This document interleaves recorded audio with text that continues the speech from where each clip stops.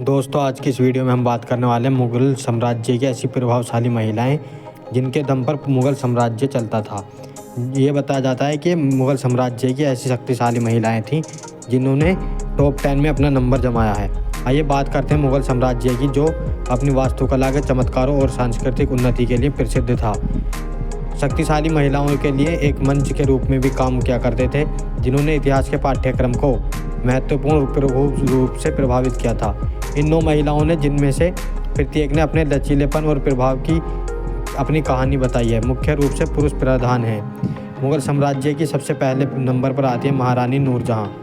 महारानी नूरजहाँ सम्राट जहांगीर की सबसे प्रभावशाली पत्नी थी और उन्हें अक्सर उनके शासनकाल के बाद वर्षों तक दौरान सिंहासन के पीछे की असली शक्ति माना जाता है।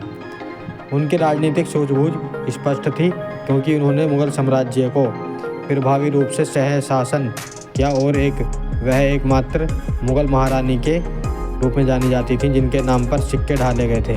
नूरजहाँ कला की संरक्षक थी और उनका प्रभाव दूर दूर तक फैला हुआ था। ऐसा बताया जाता है कि नूरजहाँ एक ऐसी महारानी गुजरी हैं जिनके बारे में ये बताया जाता है कि वो राजनीतिक मामले में बहुत ही सुझावशील थी। आइए बात करते हैं अगली नंबर 2 पर आती हैं ये महारानी मरियम-उज़-ज़मानी। मरियम-उज़-ज़मानी, जिन्हें गलत नाम जोधाबाई के नाम से भी जाना जाता था, लेकिन मुग़ल साम्राज्य में सम्राट अकबर की मुख्य पत्नी और प्रमुख हिंदू पत्नी के रूप से एक प्रमुख व्यक्ति थी। राजपूत राजकुमारी के रूप में जन्मी और राजनीतिक गठबंधनों के कारण उनकी शादी अकबर से की गई। ये वही हैं जिन्हें चौथा अकबर बोला जाता है। नंबर 3 पर आती हैं रोशन आरा बेगम।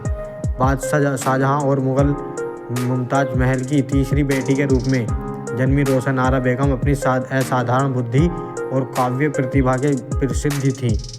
उन्होंने अपने भाई औरंगजेब का समर्थन करते हुए मुग़ल उत्तराधिकार युद्ध में महत्वपूर्ण भूमिका निभाई है। सिंहासन में बैठने के बाद रोशन आरा साम्राज्य की प्रथम महिला या बादशाह बेगम हैं, एक शक्तिशाली राजनीतिक हस्ती बनाई गई। नंबर 4 पर रुकैया बेगम आती हैं। सम्राट अकबर की पहली पत्नी और मुख्य पत्नियों में से एक, जन्म से मुग़ल राजकुमारी और अकबर की चचेरी बहन थी।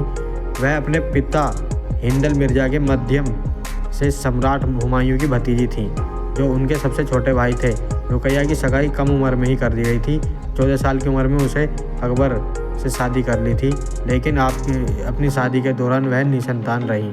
ये भी बहुत ताकतवर महिला मानी गई। ये भी राजनीतिक मामले में बहुत ही सूझबूझ थी।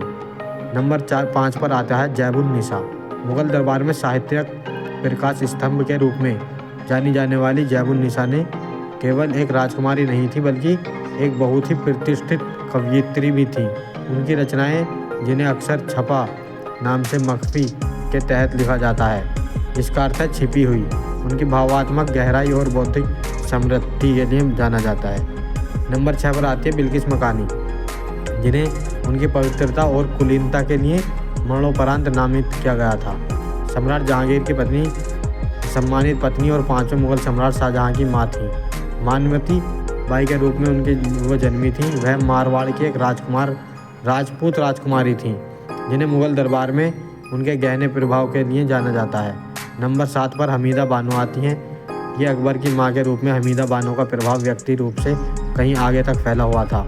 वह एक प्रमुख राजनीतिक हस्ती थी जो अपने बेटे को सलाह देती थी, साम्राज्य की जटिलताओं को समझाने में मदद करती थी। उनकी बुद्धिमत्ता और कूटनीति कौशल से अकबर ने शासन को मजबूत कर लिया था।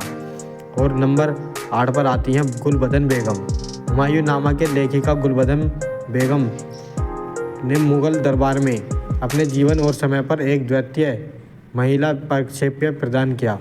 उनके संस्मरण एक मूल्यवान ऐतिहासिक दस्तावेज हैं, जो उनके भाई हुमायूं के शासन की व्यक्तिगत और राजनीतिक पेचीदगियों के बारे में जानकारी देते हैं।